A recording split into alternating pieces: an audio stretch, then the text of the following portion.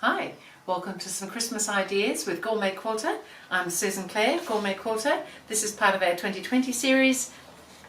We've got a whole lot of 20 different Christmassy type things that we're making in this series. There's a pattern available if you're interested on the website GourmetQuilter.com for the Christmas ideas, and it tells you all about each project, so the pattern comes daily.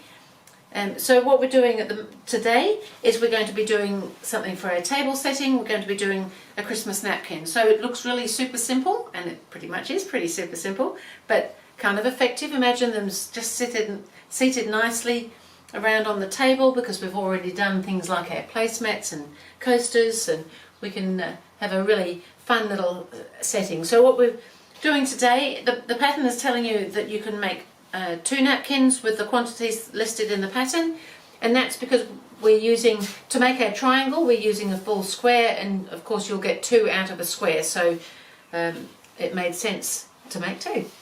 So I'm just making 1. I've made 2 here, as you can see, using the same square. So the next one I'm going to make is going to have this sort of yellow goldy colour square. I've got a front and I've got a back. So I'm doing white napkins. Of course they don't have to be white, you could have wonderful other colours. But I just chose to do this. I have a plain one on the back, and I've got one with a little bit of a silver marking on the front. So I'll just move that a little bit out of the way. I'll just show you to make 1. I've got my other one cut here ready to make it. So what we're going to need is a square of our main colour, or sorry, our corner colour. This is our main, the white. And then we need a couple of pieces, because when I made mine I did 2 different, this is like a little flange. So I've done 2 different flanges, but with the same colour corner, just to vary things a little bit.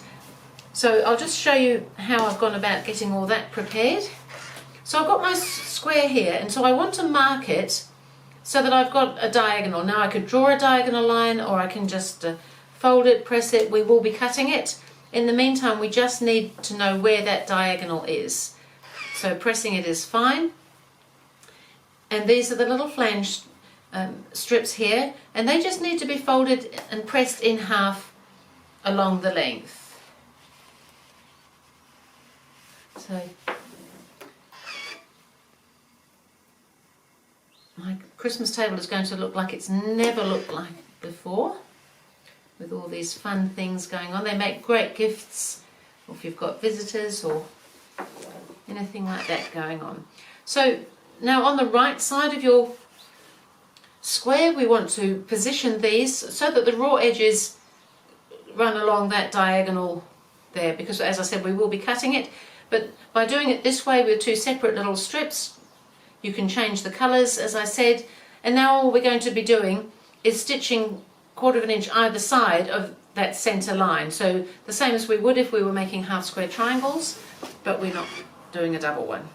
So with that sitting on there, I can just run down, so I've got my raw edges level with that centre line, or fold in this case, and I'm just going to stitch my 1/4 inch seam along there, and I'll come back up and do the other colour as well.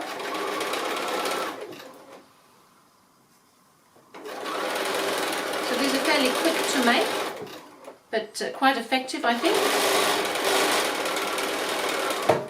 And the size that I'm making would mean that they would fit within a fat quarter, if it's fat quarters of fabric that you have. So I'm just placing the other one now so that the raw edges are sitting together, and we do the 1/4 inch up this side as well. One of the reasons I'm doing it like this and sewing it onto the square while it's still a square rather than cutting it first is because it's much more stable, because where we're sewing is now on the diagonal, which means it's on the bias, and that's always a little bit unstable on the bias. So by stitching it already, you can see that that's holding it much firmer than if I pull there and I pull there. That is held much firmer because of the stitching. So I'll cut that in half now, straight up the middle there, and I'll just set one aside and I'll work with this one. They're both done the same from this point on. It just allows us to use the fabric rather than wasting half a square there, and often we want more than 1 napkin anyway. So just working on the front piece now. So, and we want the right side up, and we want to position our square on the corner, and we just want to make ourselves a very light mark. This mark is going to stay, we're on the right side of the fabric, so something that you can either wash out or just very lightly mark. I'm going to use this little yellow marker. I want to mark where that half square sits, because I just need to know that diagonal position there. And I can nearly see that line, not quite. Make it a little bit stronger. I don't want anything that's going to leave a strong mark there. This will brush away. So I've got my mark sitting on there now, so I know, and that's all sitting as if it was the half square triangle. So what we want to do now is we actually need this to be facing this way. You can see this, you possibly can't see my line, but it's there. We want to put the fold of the flange, that folded edge, right along that edge there, and we want these to sit. We didn't necessarily want to press this just yet because it'll be easier to stitch it before we press it. So we want the edges to sit on the edge there, but we want that to sit on there. So I might just put a couple of little pins in there just to hold. Now if you're going to pin it, you can't pin it along because we're going to open that out and sew it. So this probably looks harder than it actually is when you actually come to do it. So you can just pin into the flange. We don't want to be pinning the triangle back because we've got to open that out to stitch it. So just a little pin into the flange and push the pin out of the way there. You could do it without pinning or just pinning the ends maybe, but I'm just trying to make it so that you can all see how it all goes. So that fold of that flange is now sitting along my drawn line, and I'm going to open this back again, and now I'm going to stitch on that same stitching line where we put the flange on all the way along there. So we'll go ahead and do that.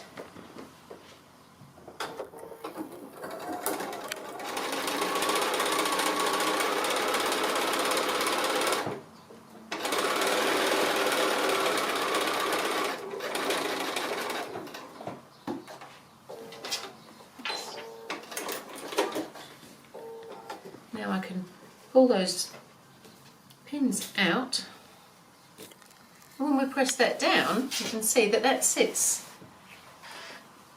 beautifully now on that corner. So we leave the flange sitting up, but we fold the triangle and press that down. So that should all line up, those raw edges.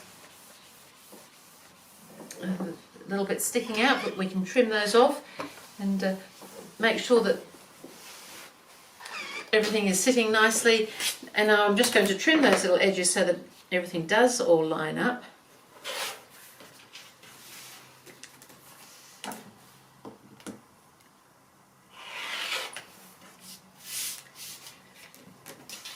And now we're ready to put the back to the front.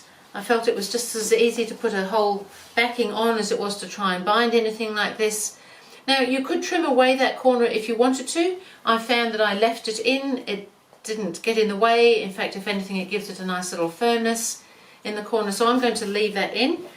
And so you just want to put your backing right sides together with your front now, and we just need to stitch all the way around, but we do need to leave ourselves a gap, and when we turn it out the right way, so it doesn't really matter which side, just leave a gap on one of the sides about 2 or 3 inches, just enough to be able to pull it all through. So I'll go ahead and I will do that, and I will show you what we're going to do with it when that's all done.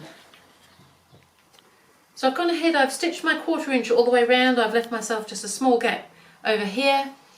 It is fairly important when you're sewing two things together that are going to be staying just flat like they are. We're not quilting, we're not doing anything like that. That everything is the same size. So it's worth sort of trimming them to make sure they're the right size or the same size before you sew them. I'm just going to clip off the corners so that when we turn those out there's as little bulk in there as possible to help them come out nicely. So don't clip your stitching. It's so easy to do. And then I can turn that out the right way. We just need to poke those little corners out with something. So it doesn't take very long to make the napkins, and I think they're quite effective. Simple, but effective. Simple is good. But they wouldn't even have to be in Christmassy colours. You could make them for any occasion. As I said, they certainly don't have to be white.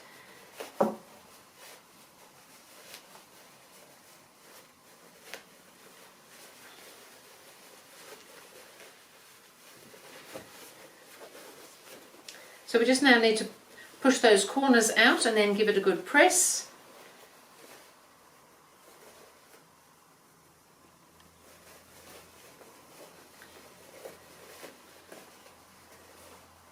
It's in there somewhere.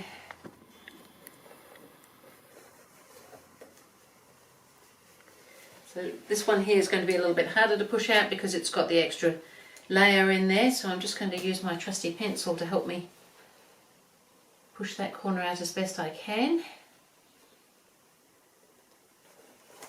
And I think there's one more to go. And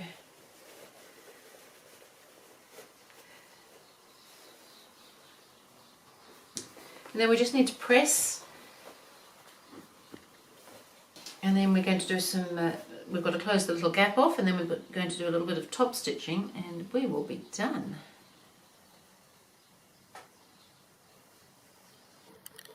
I'm just trying to get the little gap pressed nicely so that it just goes as a nice straight line along there.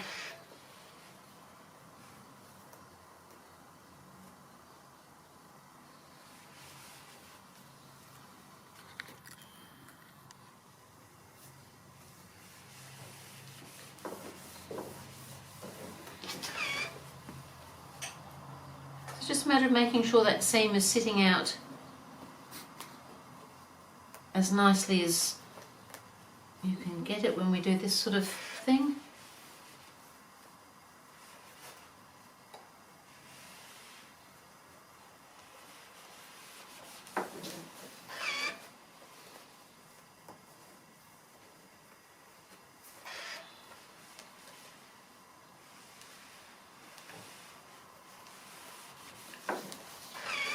One more side and it'll be ready for some stitching.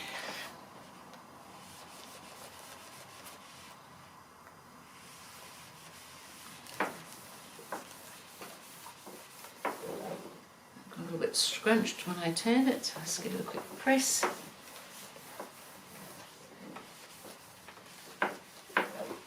So that's all looking pretty good. It should all be sitting quite flat, front and back now, so that it basically just then behaves as one fabric. So what I'm going to do next is I'm actually just going to quickly stitch across where the little open gap was, very close to that folded edge. You could hand slip stitch this if you prefer to. I like to actually just get it done. So I'm very close to that little edge there, just where the gap is.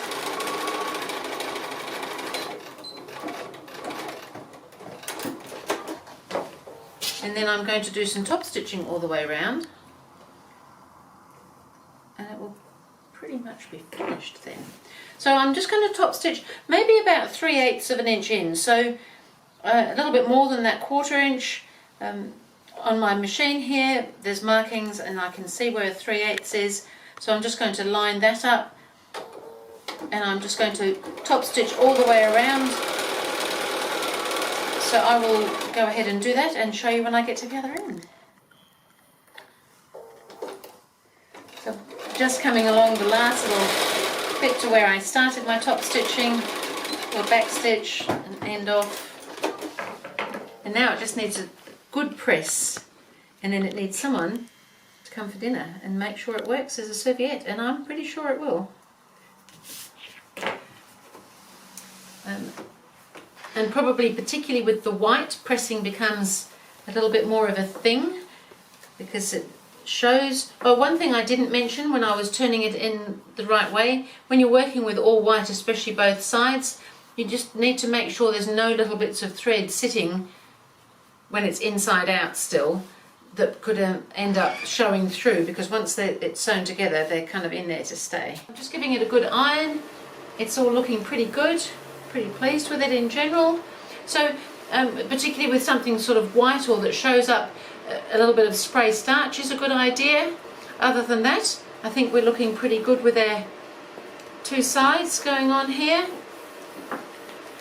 I think that's a great little napkin to be able to put on the table. We can fold them up like I have. You might have a better way of folding. I am not a napkin folder, I've discovered. We just want that to come over a little bit there, maybe. Somehow we'll make this work so that it will look nice when you position it nicely on your table. How's that? That looks pretty good. So I think they look kind of fun. Just finish off a little table setting, and we've probably all got fabrics we can use. They could all be different, they don't all have to match. We can use up all sorts of things. It's so much fun to do these sorts of things and make something really nice, nice gifts, nice presentation. So that was Christmas idea number 9 with a table napkin, and I will see you again with Christmas idea number 10.